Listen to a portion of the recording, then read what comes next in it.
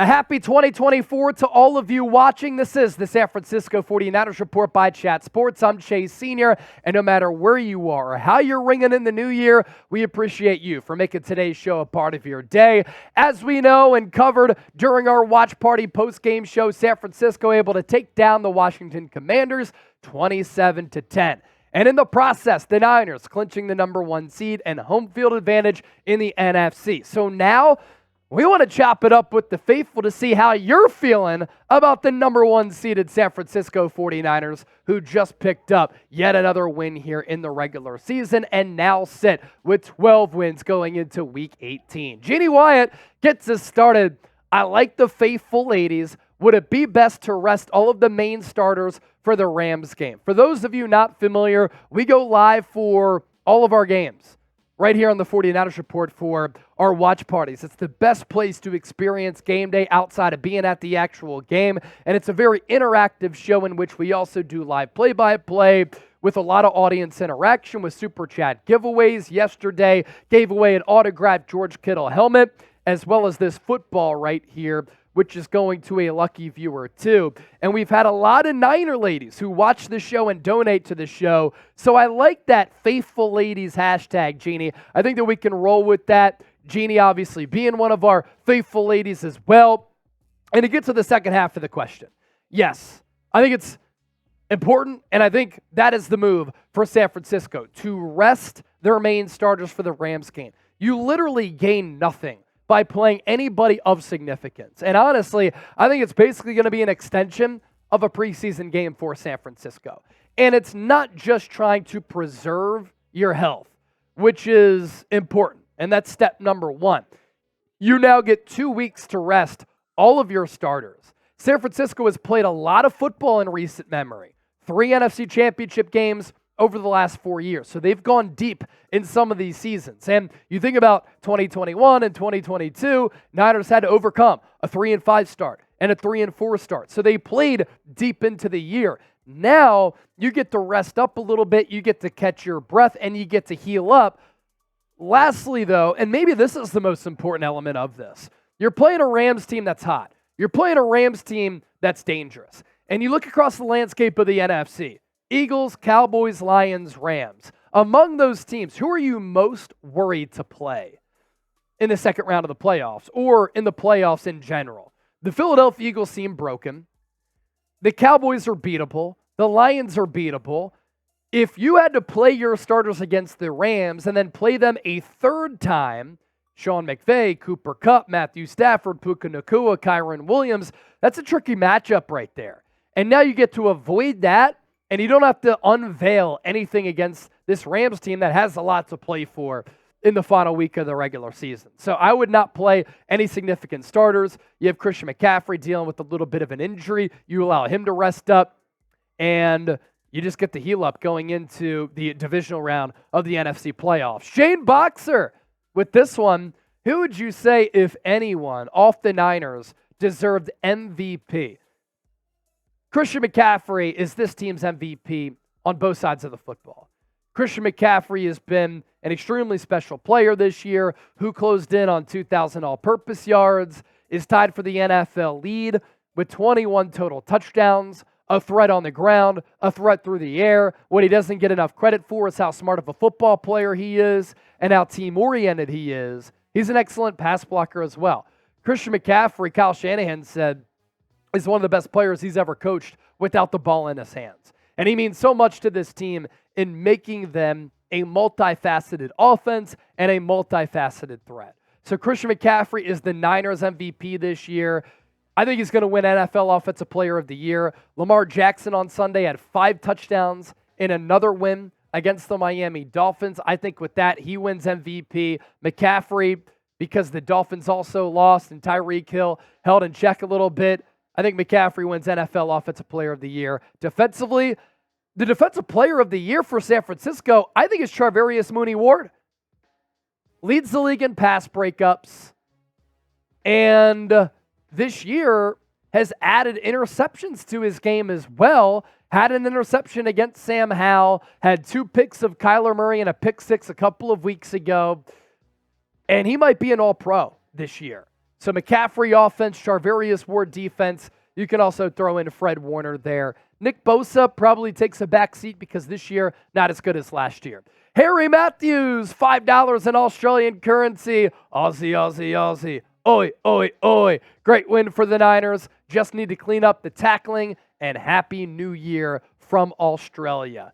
Cleaning up the tackling, I think, is going to be really important for this team.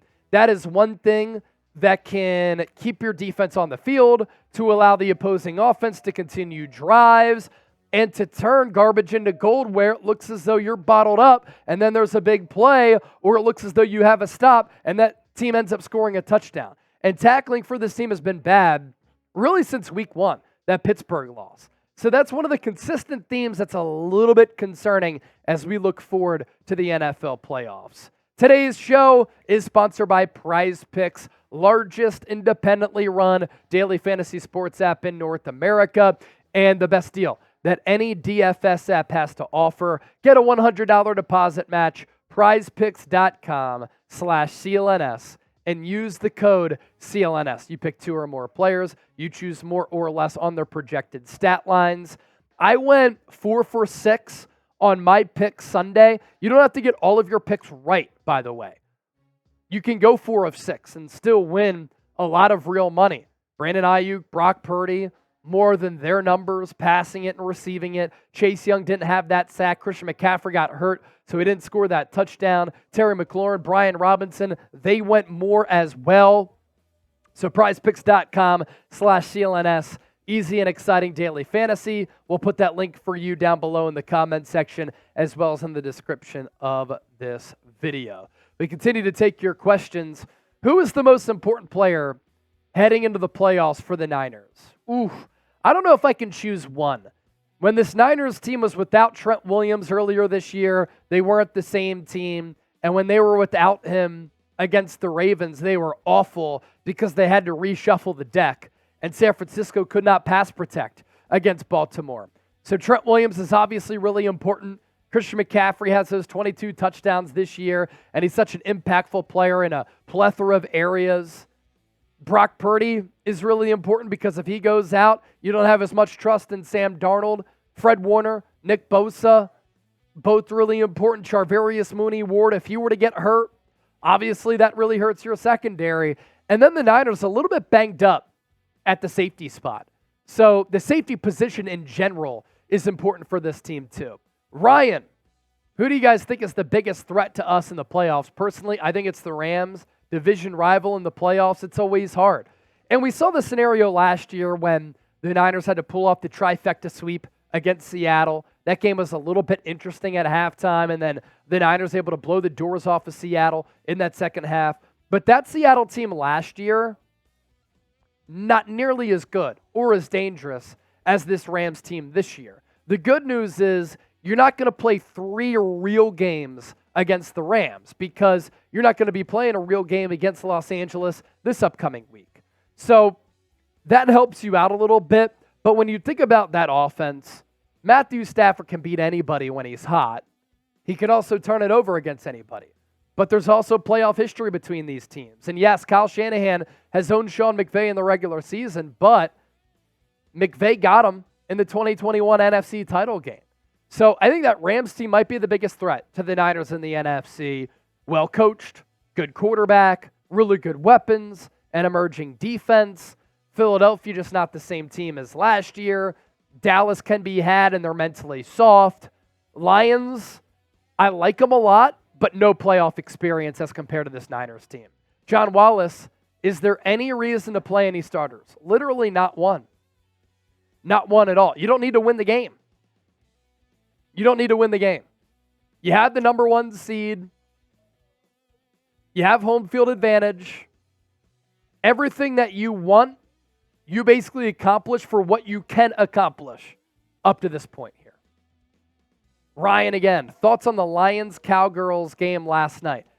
Yeah, this is the last one of the mailbag here. Cowboys look completely vulnerable with Dak Prescott not being able to come up in a big spot in the NFL playoffs. He has that pressure over his head. I know that this year he's put up crazy numbers, but I don't really worry about him, especially against this Niners defense, which has had his number. CeeDee Lamb is excellent, and he's really difficult to stop, and that could pose a lot of mismatches for the Niners.